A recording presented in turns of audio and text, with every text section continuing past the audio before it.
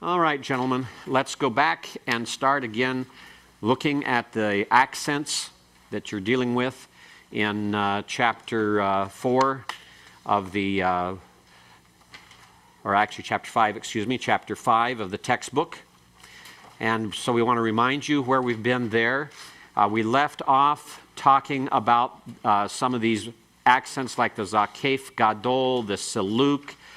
Then we got to the conjunctive accents finally, and we dealt with the munach that looks like the backwards L underneath the word, and that's the strongest conjunctive, joining accent.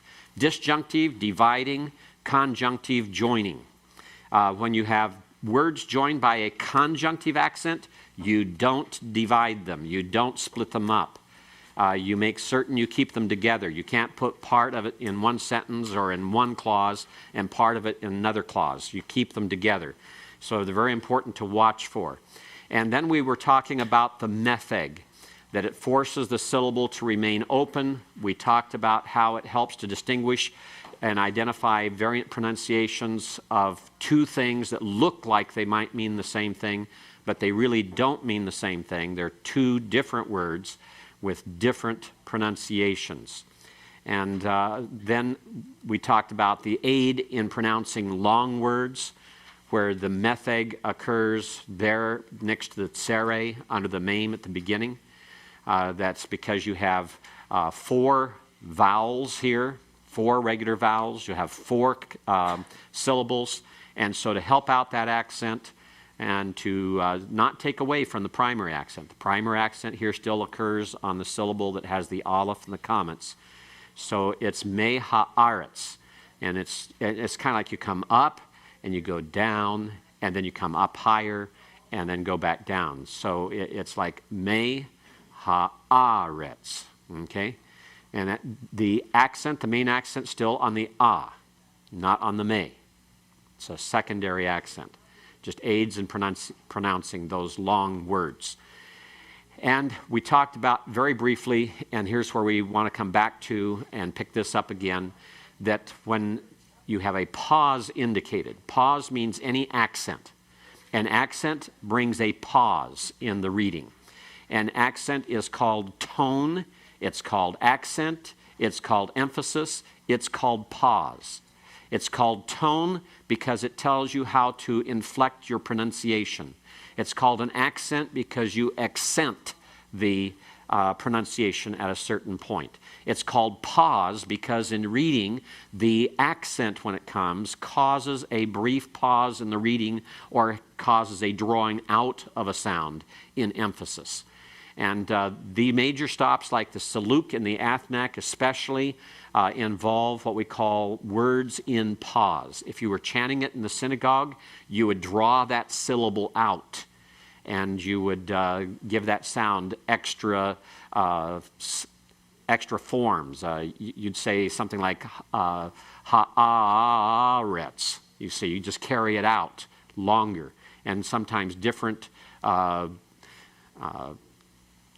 notes being used in the chanting will be what will occur. And that causes a vowel change. Katal, for example, that's he killed. It's one of our vocabulary words you learned. Katal at the end of a verse. You see the 2 diamonds. That's the sof pasuk that marks the end of a verse. And there you have the seluk. The seluk looks identical to the metheg. But the seluk only occurs on the last accented syllable of a verse. So you'll always have the sof pasuk with it as well. And you have the sof pasuk here, so you know this is not a metheg. This is not a secondary accent. This is the seluk. And so when you have a pathak occurring where a seluk is, then you will change that to a comments. And that's to enable the sound to be longer, because the ah sound is too short to carry out like that.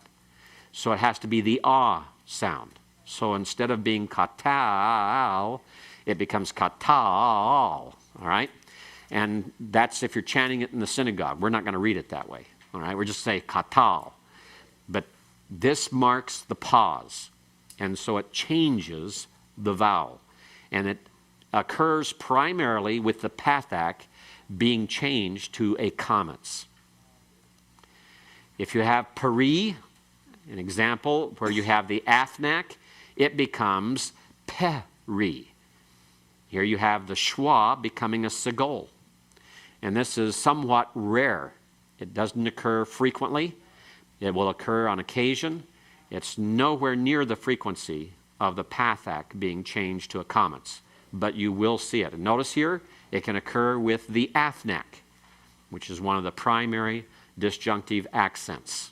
Peri means fruit, and it still means fruit, even when you change the vowel to a segol, because it's in pause. It's in pause. Ani. Here you see again, you've got the sof pasuk that indicates we're at the end of a verse. Therefore, this line is not a metheg. It is the saluk. And it's on a pathak. Therefore, it's going to be changed, and it's going to become ani. Okay? It's heightened to a comets in pause. It becomes ani. Still means I. The capital I. First person pronoun, personal pronoun, I. As in I did something. All right? And then we can have a situation like shamru. Shamru is here we have a metheg, not a saluk. Notice there's no double diamond after it. So this is a metheg. And if this is in pause, it will shift the accent. Normally, it's they kept shamru. Shamru, actually. Shamru. And it's secondary accent, metheg, moving to the other accent. But if that occurs in the middle of the verse, where you have the athnak, it will change it to shamaru. Shamaru. And this is another reason why when you're memorizing the verb forms, you have to realize that there will be changes in certain situations. So shamaru ends up as shamaru when it's in pause, when it comes to the athnak in the middle of the verse. It would do the same thing if it was the saluk and the sof pasuk. The two major pauses, saluk and athnak. There are occasions where the same thing happens with a zakef katon or with a revia at the quarter points in the verse, but that's somewhat unusual. The midpoint and final point of the verse is where this occurs most frequently. Okay. Any questions here? I know it's a lot to take in right away. John? You may have said this, but the pausing, that's done primarily for the chanting? It's not primarily for the chanting. It's also for the meaning. It's as though you came to a semicolon reading a sentence in English. It's letting you know there's a change in meaning. You're going to have a break in the concept. The logical flow is going to have a switch, a transition. So it's just like punctuation in English. Okay? Anyone else? All right. Now, let's take a look at the textbook on chapter 5 for a minute to see if you had any questions in reading that chapter, because in covering it here in the PowerPoint, don't always emphasize the same things as what are emphasized in the textbook, or we may get off track and talk about various things that were not in the textbook, or there may be things in the textbook where you say, I just don't understand what's going on here. I trust that the kinds of accents, the way they're laid out for you, and you understand that bold arrow that's above the examples, each one points out where that major accent occurs, so you can see it and identify it without having to hunt for it. Keep in mind that when you read a Hebrew text, there will be accents all the way through the verse. Most words will have an accent of one sort or another on them. So it's not that you'll pick up the text and all you'll see is an athnak, and you'll see the sof pasuk and saluk, or you might see a couple of other accents. You'll see the whole text accented. There's all sorts of accents that will be involved. And so this is just a simplified approach to give you a brief introductory view of what these accents are about. Did you have any questions in your reading going through? Yes, Eric? On the syllable on page 45. Okay.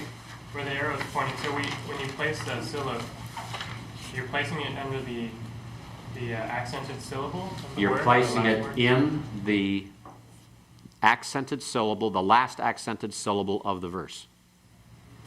How do you know where is the last accented syllable? Well, like in this, for example, in this situation, on ha'aretz, it's a segolate noun that is always accented on the next to the last syllable. It's eretz, not eretz. And so we know where it goes. So you have to understand, you have to have memorized your vocabulary and pronunciation to know which word is pronounced certain ways. As in your vocabulary, you learned the word melech, and you saw the accent over it. So you know that if it occurs at the end, then the saluk is going to go on the accent, the normally accented syllable. So if it were a normal word that is not normally accented, so as the accent would fall on the last syllable, It would be on the last word syllable. like that, it'd be on the last syllable. It'd be on the last syllable, right. Yes, correct. Okay, good question. Any other questions? Yes, James? Does the Zakef Gadol, is that the same function as the Zakef Katon? No, the Zakef Gadol does not have the same function as Zakef Katon.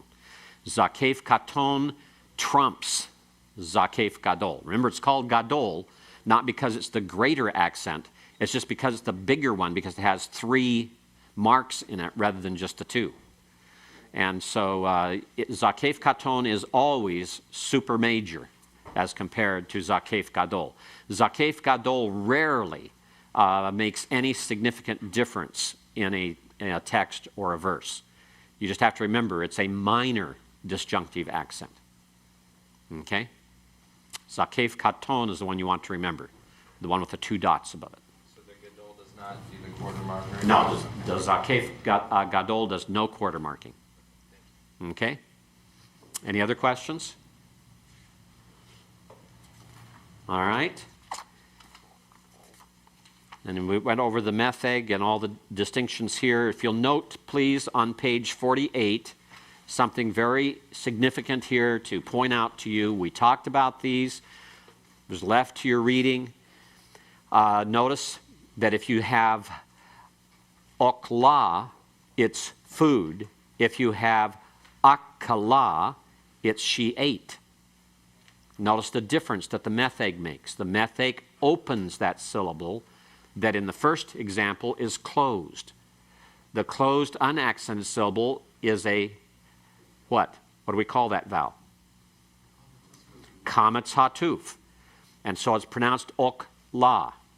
And it's unaccented, and it means food. It looks the same, it's spelled the same, but it's pronounced differently and has a totally different meaning. Okla is food. Akala is she ate. And then notice that when you have yira'u, accented with the metheg to open it, you have they fear. And if it's yir'u, notice it becomes a silent schwa and a closed syllable, it's they see. So they look the same. They're spelled the same. They fear and they see, but they have 2 totally different meanings, and they have 2 totally different pronunciations. The first one is yira'u. It has a vocal schwa. The second one has a silent schwa. Yir'u. Yira'u, yir'u. 2 totally different words. They fear, they see. Okay? So that's why it's important to recognize the metheg and keep it straight. Look at it very carefully.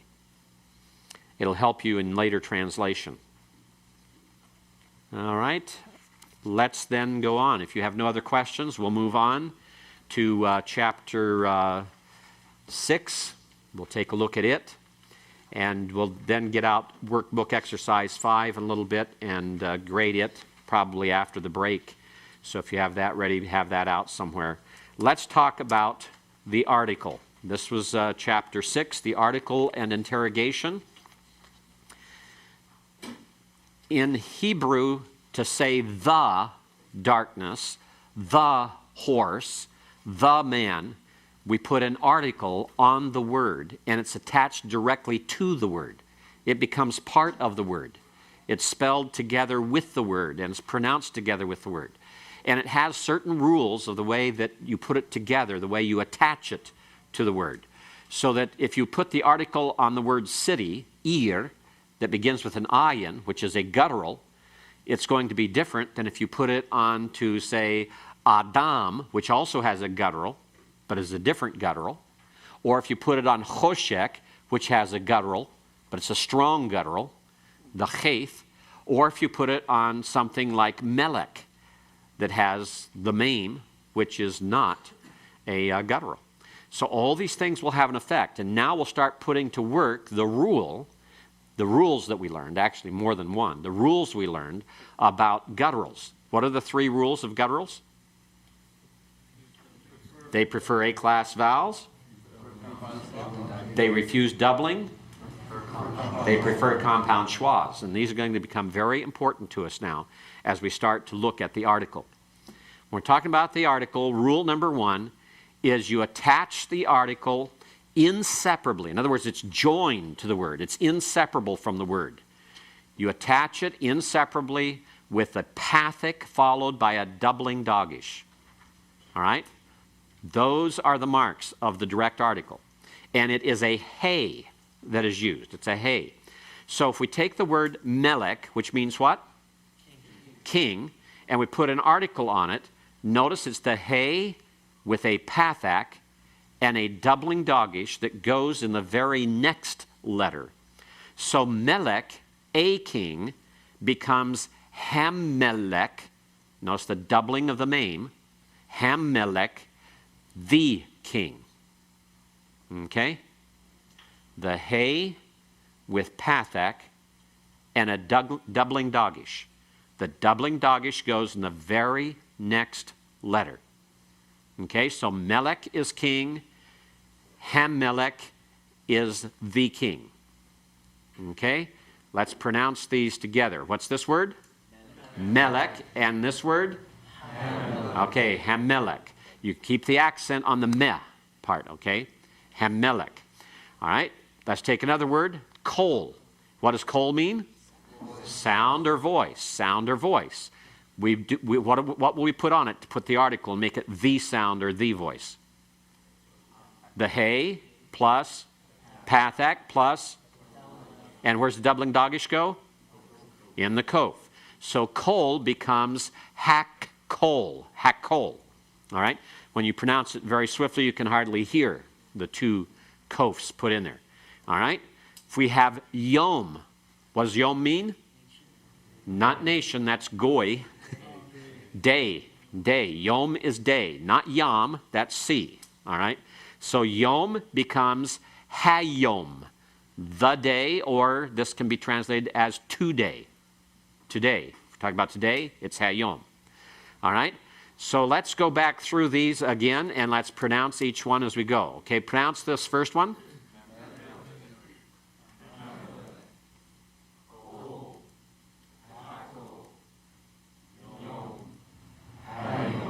All right, make certain you use the a sound. It's pathak there, okay? Hammelech, hakol, hayom. All right? And if we have this word shame, which means name, it becomes hashem. And if we have the word for night, layala, it becomes halayala. And if we have berit, which is the word for covenant, it becomes hab berit. Okay? So here it's as though that baith, which notice if we take that hey article off, and you've got the hardening dogish there, the dogish lane, you don't put 2 dogishes in the middle. All right? It just becomes, we know when we look at this that this is a doubling dogish. Why? Because this is the article with a pathak under it, and this is not a guttural, so it does not refuse doubling. The baith does not refuse doubling. And if you have the doubling dogish in a bagad kafath letter, it's the hard sound of the bagad kafath letter that is doubled. So it's not have berit, it's hab berit. Okay, so it's Habarit. So let's go through and pronounce all 6 of these, okay? Hamelech, Hakol, Hayom, Hashem, Halayala, Habarit. Okay? Let's go through it again. Dennis, translate the first one on the upper right. Translate it. Oh, translate it. The king. Okay, George, translate the middle one in the top row. Hakol, the voice. Okay, and Mike, the last one in the top row. Hayom, the day. Hayom. Oh. Okay, the day or today. Jeremiah, the first one in the bottom row. I don't know. Hashem. Jan, what's it mean? It rhymes. Hashem is the name. The name. Shem is name. The name. Okay? All right. And Roger, the middle one on the bottom row. Halayala, Means what? the night. The night. And Habarit, Scott Basolo.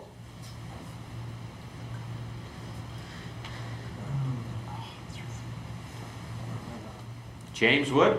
The covenant. The covenant. Okay, let's go through and pronounce these and then give the translation. Okay?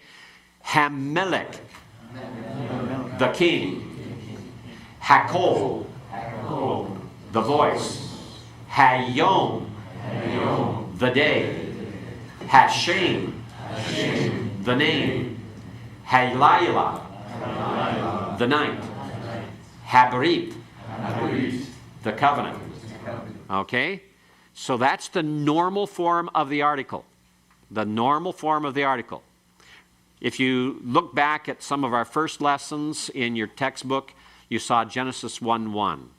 And Genesis 1:1 was Bereshit bara Elohim et hashamayim wa et haaretz. What does that tell you about et hashamayim? It has the article on it. It has a hay with a pathic and a dogish in the sheen, hash shamayim, the heavens. All right? So you'll see this many, many times. Get used to it. Watch for it. Yes? Are there a great number of words where the root starts with a hay and a pathak? There are a great number of words that have their root begin with hay and the pathak. No, there are not. They're very, very few. So for the most part, then, if we see a hay and a pathak, we can assume it's an article. Right, especially if you see the doubling dogish in the next letter. Okay, because even if you have a root beginning with a hay and a pathak, you have to look to see if there's that doubling dogish. Notice you're looking for all 3 elements. The hay, the pathak, and the doubling dogish. Okay? But that's a very safe thing. Yes, it is, David. All right. Now, rule number 2, it's attached inseparably to a weak guttural with a comets and no dogish. Why no dogish? Gutturals refuse to be doubled. Gutturals refuse to be doubled. Therefore, the Hebrew compensates for that. If we have a word like city, ear, the ayin rejects doubling. It's a guttural. When it rejects the doubling dogish, then the preceding vowel is heightened to compensate for that rejection. All right? There's compensation that goes on. It's heightened. So the hay with a pathak, with the dogish being rejected, becomes a hay with a comets. The short vowel is substituted for by having then the long vowel, the comets rather than the pathak. Okay? So it becomes ha'ir. Okay? Ear becomes ha'ir. All right, let's pronounce this. Ear. And be careful about that. I may have misled you in that the way I pronounced it myself, getting sloppy here. It's ha'ir. The accent's on the last syllable. Okay, ha'ir. Okay, ear is city. Ha'ir is the city. Okay, if we have rosh, rosh is head, the head. The resh is sometimes a guttural and sometimes refuses doubling, and it does so when there is an article, and it becomes harosh, the head. Okay, so pronounce this one, rosh and harosh. Okay, and it means head and the head. Okay, ohel. Ohel is, and notice the accent has to be on the O part there. Don't say it the other way, you'll sound like you're swearing. All right, ohel is the word for tent. It means tent. And it's an aleph, it'll refuse doubling, therefore the tent is ha-ohel. All right? Everyone pronounce the word without it? Ohel. And with the article? Ha-ohel. Right, ha-ohel. It means what? The tent. The tent. Let's take erev. Erev means what? No, that's eved. Erev means evening. Evening. So it becomes ha'erev. Okay? Without it? With it? What does it mean? The evening. If we have ruach, ruach means what? Spirit or wind. And if we're going to put the article on it, the resh again refuses doubling here, and it becomes haruach. Haruach means what? The spirit or the wind. Then we have Adam. What's Adam mean? Man. And when it's used without the article, it can mean the name Adam. But with the article, it does not mean Adam. All right? This can be Adam or man. This is only the man. Okay? And notice what happens here. What's that little accent on the left-hand side of the first comments? Metheg. Metheg. Because we have 3 syllables, all with long vowels, then it's ha-adam. The ah part has no accent. The ha has a secondary accent. The major accent still at the end. Ha-adam. Everyone? Ha-adam. Again, ha-adam. What does it mean? The man. Okay, so notice, because of the rule of the gutturals that, what? Refuses doubling. Refuses. It rejects the doubling dogish. The dogish forte. Therefore, in compensation, the pathak is heightened to a comments, but it's still the article. Rule number 3. It's attached inseparably to a strong guttural with a pathak and no dogish. The strong gutturals, remember, are hey and chayf. Hey and chayf. And if you go back and you look at this previous set here, you'll see we have ayin, aleph, and resh. Those are the weak gutturals, ayin, aleph, and resh. But now we're dealing with the strong gutturals, words that begin with hey and chayf. On hey and chayf, the guttural still rejects doubling. It rejects the doubling dogish, but it accepts a pathic rather than compensating, so it is actually doubled in pronunciation, although it's not written with doubling. Hekal means palace. It can also be used of a temple. It becomes ha-hekal. Instead of ha-hekal, it's ha-hekal. Okay, everyone? Ha-hekal. What does it mean? The palace. The palace. All right? Hevel. Everyone pronounce it? Hevel. Hevel means vanity. It's the word that's used in Ecclesiastes. Vanity, vanity. All is vanity. All right? It's hevel, hevel. Kol ha-hevel. All right? So you get this hevel, put an article on it. It's the hay with a pathic. No dogish, because the hay as a guttural rejects the doubling dogish, but it's actually, in a sense, still pronounced, although you can't even hear it. Then you come to the chayf, the same thing, another strong guttural. Choshek. Everyone? Choshek. Choshek, you'll notice here, the holum coincides with the dot over the right-hand horn of the sheen. All right? Sometimes you'll see it written separately over the upper left-hand corner of the chayf. Sometimes you'll see it written this way. And so when you see a consonant like that without a vowel, you look around for a vowel. And if you see a dot over the sheen, that's where it is. It's right there. They just coincide. All right? Choshek means darkness. The darkness is ha-choshek. Okay, everyone? Ha-choshek. All right? Then we have who. Now, in Hebrew, who is he is she, and me is who? All right? Who is he? Everyone say that. Who is he? He is she. And me is who?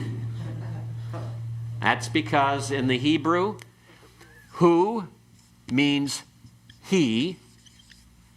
He means she. And me means who. All right? It's kind of like that old who's on first, right? So you'll have to just learn those and try to keep them straight. You'll get confused from time to time. But who is the personal pronoun, third masculine singular, meaning he. And sometimes it's used as a definite, or as not a definite, excuse me, as a demonstrative pronoun, that. And when it's used as that, and if it's going to be attached to a noun that is definite, then it needs to take the article. And so this is not the he, it's the that one that has to do with, if you're saying that house, it's habayith hahu, is that house, you see. And so this is when it's being used as an adjective, not as a personal pronoun, that it'll take the article this way. It's hahu. Everyone? Hahu. And then this is chesed. Everyone? Chesed. Chesed is one of the most beautiful, wonderful words in all the Hebrew Bible. It's the word that is so often translated as loving kindness. But loving kindness doesn't do it justice. It has much more meaning than that. It's more than loving kindness. In fact, that gives the idea of just kind of a warm feeling sometimes. Chesed in the Hebrew has to do with steadfast, loyal love. Steadfast, loyal love. In fact, the Orthodox Jews who want to demonstrate that they are very different from all the other Jews, the ones that wear the curls beside their ears, wear the black hats, wear the black clothing, and wear their prayer shawls underneath and hanging out underneath, and they have the beard, those are called what kind of Jew? Hasidic. That is from the same root word as chesed. Why do they call themselves Hasidic Jews? They are the loyal ones. They are the loyal ones. They're the fundamentalists. They are the loyal ones, the Hasidim. All right? So chesed means steadfast, loyal love. It means love that does not change, is unaltered. It's loyalty. It is God keeping his covenant. It is covenant love is what it's talking about. Joined together with covenant faithfulness. So chesed is a very important word. The loyal love is ha-chesed. Everyone? Ha-chesed. All right? Hitti. Hitti is a proper noun. It means the Hittites. The Hittites. All right? And if you want to say the Hittite, you say ha-Hitti. All right. So this is rule number 3. Attached, the article is attached inseparably to a strong guttural with a pathic and no dogish, because the strong guttural follows the rule that says what? Gutturals refuse the doubling dogish. They reject the doubling dogish. Rule number 4. The article is attached inseparably to an unaccented he with a commas, ayin with a commas, and always cheth with the commas by means of a segol and no dogish, because these are 3 gutturals. They reject the doubling dogish. So afar, pronounce it, afar. No, it's not gafar. Afar. You just have to remember this doesn't have that deep guttural sound. The ayin is silent. Afar. Everyone? Afar. It means dust. When Adam was created out of the afar of the earth, he was created out of the dust of the ground. Afar. The dust is he-afar. He-afar. Because you have an unaccented ayin and commas right after the article, rejects the doubling dogish, but it changes the vowel that would normally be a pathac, changes it to a segol. Akav. Everyone? Akav. Akav, heel, becomes he-akav when it's the heel. Everyone? He-akav. He-akav. Chazak means strength. Everyone? Chazak. Strength, when you want to say the strength, it's he chazak. Everyone? He chazak. And then anan. Anan means cloud. Everyone? Anan. Anan, the cloud, is he-anan. Everyone? He-anan. And then hamon means multitude. Hamon, multitude. If you want to say the multitude, it becomes he-hamon. He-hamon. Okay, remember this is when the article, the he, is attached to a noun that has as its first syllable an unaccented he, ayin, or cheth with a commas beneath it. Okay? All right. Let's go to rule number 5. Attached inseparably to an accented ha or ah, the he or ayin with the commas, and no dagish, as in av. Av is another word for cloud. And it becomes ha-av because it's accented. The unaccented, it was segol. The accented, it becomes a commas. We're talking here about the word that follows it. The first syllable following the article is an accented syllable, so it's ha-av. And eretz becomes aretz with the he, ha-aretz. It's one of these situations where if you add the article, the whole thing changes here. And part of it, the reason for the segol changing to a commas is due to another rule of the gutturals. And what one is that? They prefer A-class vowels. They prefer A-class vowels. So eretz, earth, becomes haaretz, the earth. Okay, pronounce this word. Haaretz, haaretz. What's the one without the article? Eretz. And what's the one with the article? Haaretz. And notice the accent. It's accented. And that's why you have the commas under the he article. All right? Har means mountain or hill. And when we put the article on it, you lengthen also the pathic under that initial he and becomes hahar. There are only 5 nouns in all the Hebrew Bible that make this change. And you've got 2 of them right here that are very frequent. The word for mountain, the word for earth. Switch and make that commas there in that accented syllable. Its regular form, you don't see it there. You don't see it in the har, you don't see it in eretz. But it shows up when you put the article on. Am becomes ha'am. It's the third of the 5 words in the Hebrew Bible. These 3 are the most familiar. The other 2 are somewhat rare and you'll rarely see. I think they're given for you, though, in the textbook. Okay? So these 3, eretz, har, and am, change to a commas when you put the article on, and the article also takes the commas. Any questions? Let's review one more time. What is the basic structure of the definite article in Hebrew? 3 things about it. Number 1, what do we see? Let's go with something even better. The he. Start with the constant, the he.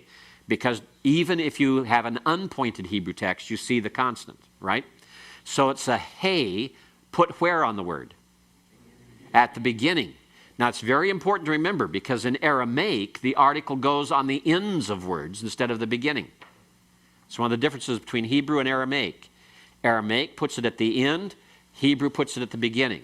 So it goes at the beginning of the word. The he at the beginning of the word is a definite article. It normally takes what vowel? Pathak. And it normally does what else?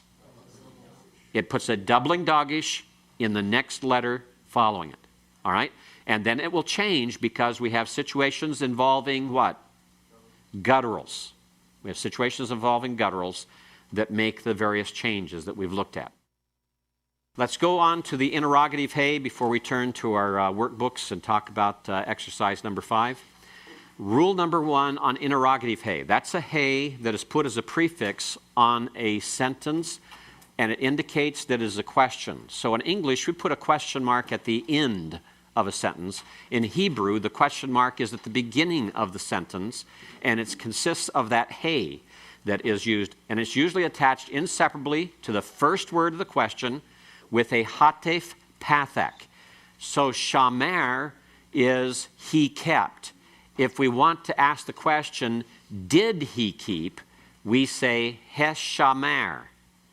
Heshamer becomes did he keep? Did he watch? Has he kept? Has he watched? Does he keep? Does he watch? Will he keep? Will he watch? And the reason I have all those tenses in there is because tense or time in the Hebrew does not reside inherently in the verb forms. It is determined by context and context alone. And that's something you'll hear over and over again, as I'll repeat it. We'll keep using a past tense just for simplicity's sake in translating our vocabulary forms. We'll translate shamaz, he heard. We'll translate shamar as he kept or he watched. And that's just a matter of simplicity and maintaining that for the sake of keeping things simple as possible for the initial translation of these things and doing vocabulary quizzes. But this can be translated any number of ways. But the ha there turns it into a question. John? It says the first word of the question, is that always going to be a verb? No, it will not always be a verb. It'll be any first word, whether the first word is a prepositional phrase, whether the first word is a subject, where the first word is the direct object, where the first word is the verb. Whatever's the first word in that sentence, that will be the one to take the hey that's interrogative. All examples were verbs, so I was confused. Right. Now, all the examples are verbs just for simplicity again, not to get you too confused by having it all jump around. But, and they're easy to handle in that regard. All right? And then we have lo shamer, and here you have an adverb first, not the verb first. All right? Lo shamer is he did not keep, or he does not keep, or he has not kept, or he will not keep. Okay? So with the negative there, you put that right on it. Did he not keep? Does he not keep? Will he not keep? You see? So the interrogative goes on the first word, even if it isn't a verb. It goes on the adverb in this case. Okay, the negative lo. If we have shomer achi anoki, I am my brother's keeper. Shomer is keeper. Achi, my brother. Anoki is I. All right? So if we have it this way, it's I am my brother's keeper. But we know that that's not what Cain said, right? He said, Heshomer ahi anoki. All right? He said, am I my brother's keeper? All right? So he said, Heshomer ahi anoki. Am I my brother's keeper? There you have it on a participle as the first word in that sentence. Rule number 2. It's attached inseparably to a word beginning with a guttural or schwa by means of a patak. So if you have shamartem, which is the you, masculine plural, kept, or you will keep, or you do keep, and you put the interrogative hey on it, it is a pathic and not a hatif pathic. Why is that? Go ahead. Go ahead, Kaz. Because you prefer a vowel. Okay, notice we use the compound schwa on it, the hatif pathic, because they prefer compound schwas.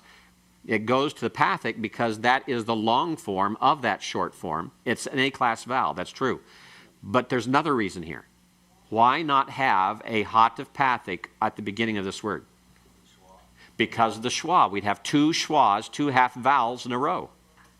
We'd have two half vowels in a row. And you do not put two half vowels in a row at the beginning of a word, regardless of whether they're compound or simple. You do not put two half vowels together at the beginning of the word. So that first one, the hatif pathak, then changes to a pathak. Becomes hash martem. Hash martem. All right? Ata is the personal pronoun you, second masculine singular, you.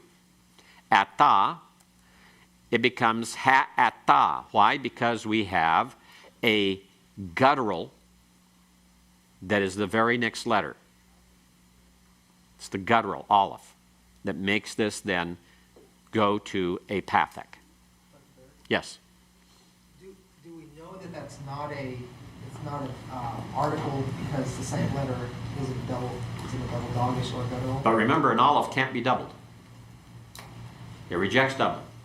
But the aleph is one of those weak gutturals where what happens if it rejects the doubling dogish? It's comments. Right, it moves to a comments to compensate. So if this were the you, which wouldn't happen anyway, but if it were, you'd have a comments under the hay.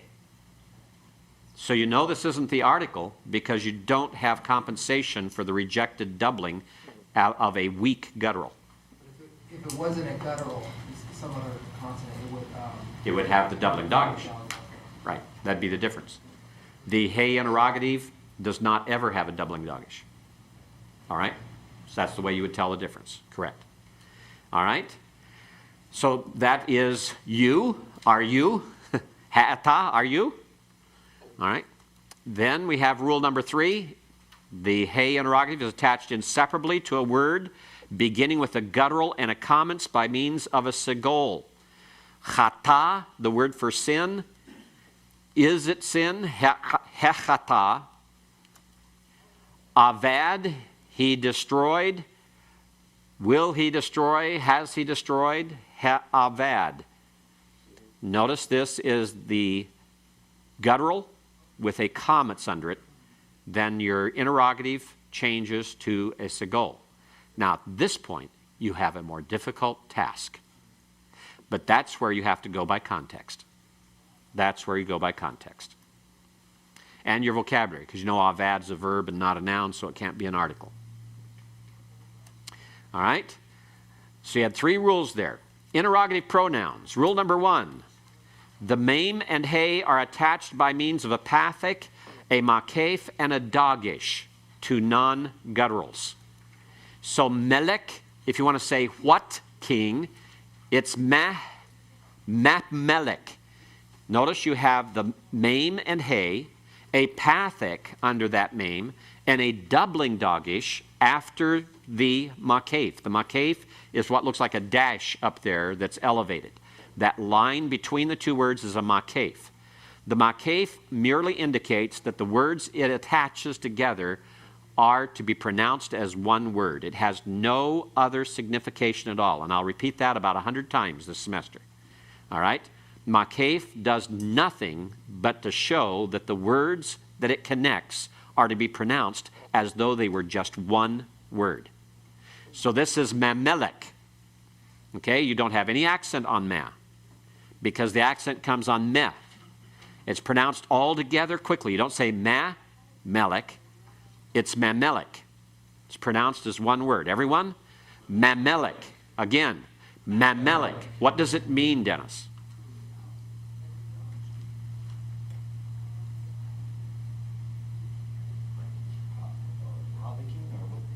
What king? Notice there's no the here. Okay? What king? Okay? What king? Or could be in a sentence that says, why, O king? All right? Why king? Be what king? What king? What king? Which king is the idea? What king? All right? Katav is he wrote. Makatav. Everyone? Makatav. Again, Makatav. Notice we have a begad kafath letter, the kaf. The dogish in it is serving 2 purposes. It's the doubling dogish that is joined together with the ma, and it's serving as the hardening dogish for the begad kafath letters. It's not ma chatav. It's not a aspirated form of the kaf. It's a hard form. It's ma katav. All right? Ma katav. It's pronounced as one word. The accent is on tav. Last syllable here. Ma katav. All right? Ma katav. Not mac attack. All right? Ma katav. Everyone? Ma katav. All right. Means, what did he write? What did he write? how did he write? Okay? Why did he write? Or you can have different tenses. It can be, why is he writing? Why will he write? How will he write?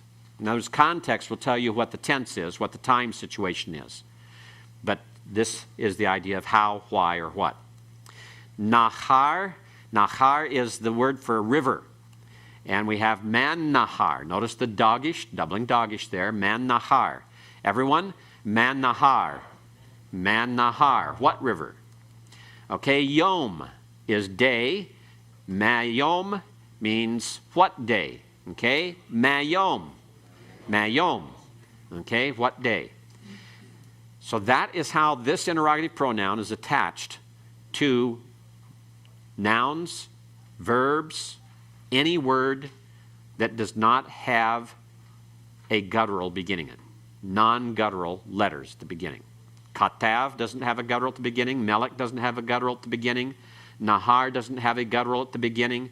Yom doesn't have a guttural at the beginning. Rule number 2, ma attached by comets and makef to the gutturals aleph, hey, sometimes hey, and resh. All right? So here we have regel. Everyone? Regel. Regel means foot or leg. All right? Regel. So if we want to say what leg? Maregel. Okay, maregel. Ata, you. What you? How are you? They use maslom ka for saying that, not ma'ata, but it becomes ma'ata. Ma'ata. Everyone? Ma'ata. Okay? Adir means mighty. Ma'adir, how mighty. Okay? Ma'adir.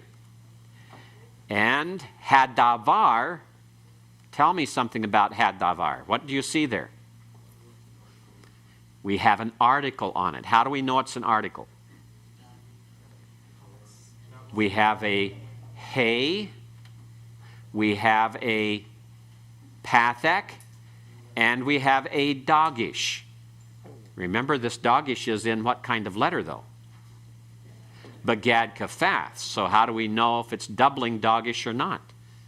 Well, you only learn that because you know by vocabulary, davar is a noun meaning what? Word, thing, matter, affair. And it makes sense then. The article would be had davar, so we'll assume it's the article.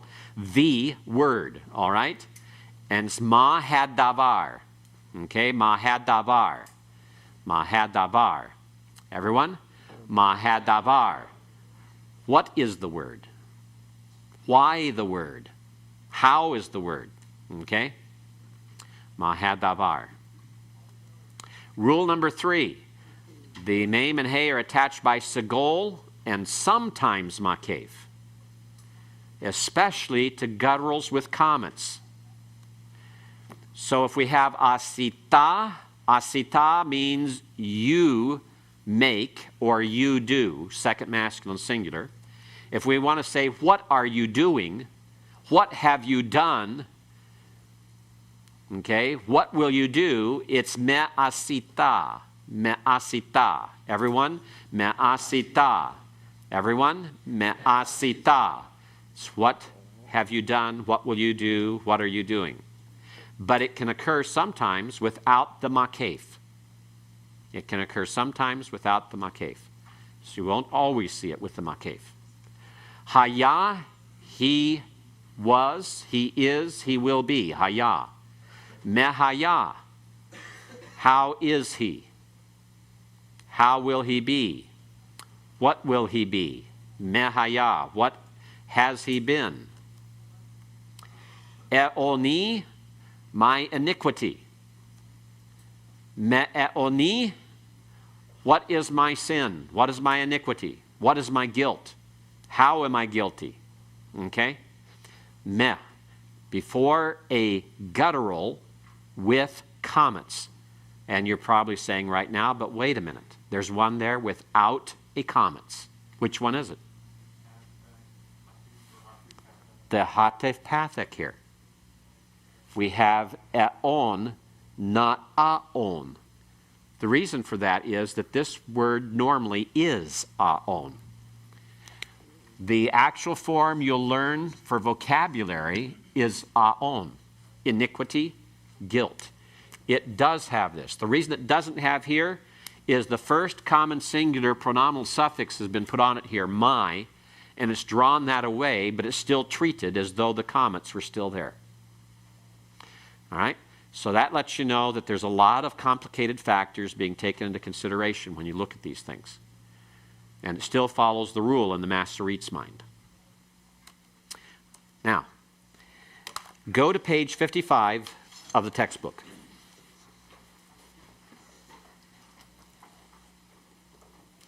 You have a decision table for the definite article.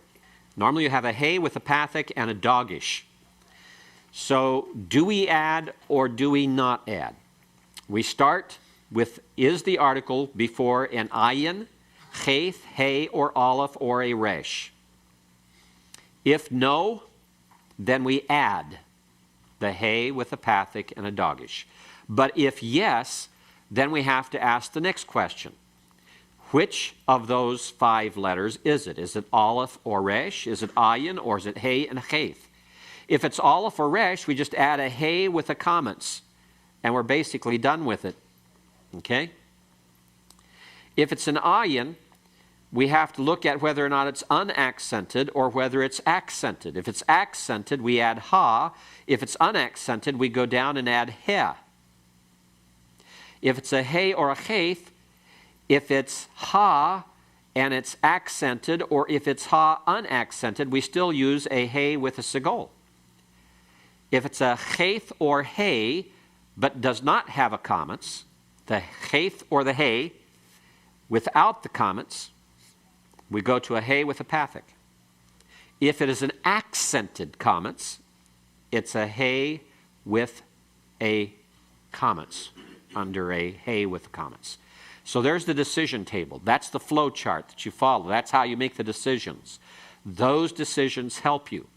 Now, when you do your exercise for this type of thing, for exercise 5, and you're using the workbook, keep in mind all information in your workbook is available. So had I been you, I would have sat there with my workbook exercise number 5, and I would have had this table in front of me, and I would have used this to add any articles on. And I would recommend that for whatever you do, for any of the exercises in the future as well, go back to that decision table and utilize it to help you make the decision. Okay, let's go to exercise number 5. Let's talk about it. Exercise number 5, accents and review of syllables, is going to be covered here. It's going to be exercise 6 where you actually get into the articles. All right, briefly describe the function of the following accents. What is the function of athnak, Chad? It denotes the principal division of the verse, logical division. Good. It denotes the principal logical division of the verse. What is the principal use of the saluk, the function of the saluk? Eric? It's the principal stop. It's often followed by the sof pasuk in the end of the verse. Okay. It's the principal stop at the end of the verse, followed by sof pasuk. That gets us to number 3. Mike, what's the function of number 3, the sof pasuk? It shows the end of the verse. It shows the end of the verse. Number 4, Kyle, what's the function of zakef katon? It's a weaker logical division which marks the quarter point of the verse. Okay, good. And you could put there sometimes marks the quarter point, or often marks the quarter point, or normally marks the quarter point. Zakef katon will be used in more than just quarter points. Okay? Zakef katon. Munach, number 5. Scott Jackson, what's the function of munach? It's the strongest and most frequent conjunctive accent. Good. Which means it's the joining or connecting accent. It's the strongest joining accent, connective accent, conjunctive accent. All right? Any questions on those first 5? All right, let's move to part B. Divide the following words into syllables by drawing a vertical line between each syllable. Let's begin with number 1, erev. Where do we draw the line on erev, Gus? Between the resh and the ayin. Between the resh and the ayin. Divides it into two syllables. Where do we put it on kavod, Jeff? Between the Beth and Kaf. Between the Beth and Kaf. Again, two syllables, Ka and Vod. All right? David Lee, what about Baruch? Between the Beth and the Resh. Between the Beth and the Resh. These are all very simple, aren't they? Easier. All right? Eric, what about the fourth one, Ekol? There is no. There is no dividing because the hatif pathic cannot form a syllable. Okay? Any syllable having any vowel with two dots in it, whether it's by itself or whether it's together with a comma, a segol, or a pathic in the hatif vowels, none of those can ever form a syllable by themselves. This is a one-syllable word, akol, so it should not be divided. Okay, Jan, how about shamer, the fifth word? Between Mame and Go ahead. between Mame and You have it started right. Sheen. Sheen. Okay, you started it right. You said shh. You were on the right sound. Sheen. Okay, between the sheen and the mame. Shah and then mer. All right, what about the next one, Dennis? Between the Kof and the Tav. Between the kof and the taith. Taith. Okay, between the kof and taith. Ka and tau. Okay, Scott Basolo, the next word, melek. Between the Mame and the Lamed. Okay, between the mame and the lamed. Meh and lek. Okay, James Wood, next to the last, bara. Between the Beth and the Resh. Between the Beth and the Resh. And the last word, Franz? It's between the Yod and the Kaf. Between the Yod and the Kaf. Ya and Kol. Okay, the second line gets a little bit more difficult now. Amerta. All right, Kyle, how do we divide this one? Divided between the Aleph and Mem, and then also the Resh and Tau. Right, correct. Divide it between the Resh and Tau, not between the Resh and Mame. Okay? Because the schwa under the Resh is silent, it follows a short vowel, pathak, and also notice the dogish in the Bagad Kafaf letter. Bagad Kafaf letter takes a dogish in it when it begins syllables. So that's your first clue. The dogish in the tau is beginning a syllable, so that means the resh with the schwa is ending a syllable. So you have three syllables. You divide a line between the aleph and mame and a line between the resh and the tau. Shamert, the second word there. Jeremiah, where do we put the dividing lines? between the Mame and the Sheen. Between the mame and the sheen. And that's the only place. Okay, just between the mame and the sheen. Edama, Greg? Between the Dalet and the Mame. Between the dalet and the mame, the only place. Because that first vowel cannot form a syllable by itself. Elohim, Kelly? Between the Lamed and the He. Between the lamed and the hey, correct. Make certain you try to keep that dot above the hey, that's the O that goes with the lamed on the right-hand side. Okay, because elo, you have to have that vowel, you have to have a full vowel for that syllable, and that's it. So it's a little bit tricky, but you can work it in there. Okay, kokavim. Tom, where do we divide it? Between the Kaf and the Wav. Between the kaf and the wow and And also between the Beth and the Kaf. right. So that middle kaf has a line on each side of it. There's a line to the left and a line to the right of that middle kaf. So that one syllable is vim, one syllable is ka, and the first syllable is ko. All right? Shomeret. Where do we divide this one, Roger? Between the Ben and the Shin and the Resh and Mame. Okay, so here the lines go on both sides of the mame. The first syllable starting the end is reth, the middle syllable is meh, and the first syllable is sho. Okay, the last one where we have bosh dekem, and I pronounced it for you, tells you something, doesn't it? Bosh dekem. George? Between the sheen and the tau. Okay, it's the only place it goes. Those two schwas in the middle, the first is silent, which is a syllable ender. The second is vocal, which is a syllable beginner. It goes between the two schwas in the middle of the word. And when you have this closed, unaccented syllable at the beginning, the comets is comets hatuf. And it means, literally this means, you are ashamed of you. And it's from Bosch. Okay? So number 3, as we look at it, we have sa, kaya. Jeff? Should go right after the scene. Right after the scene. Notice the metheg. The metheg keeps that first syllable open. If it keeps it open, then the kaf with the schwa has to begin the next one and not close that one. So it's sa, kaya. All right? The next one, lemor, Kempis. Between the aleph and the mem. Between the aleph and the mem, correct. The aleph is silent, goes with the tsere. All right? Evotekem. John Strickland.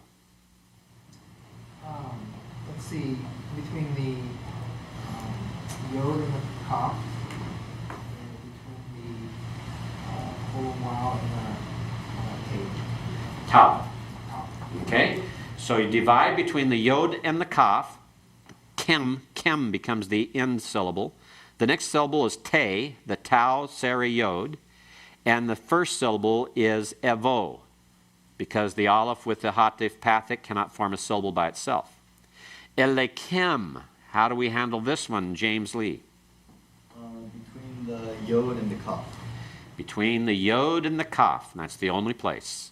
Ele is the first syllable. Kem is the last syllable. Okay, halolam. Halolam.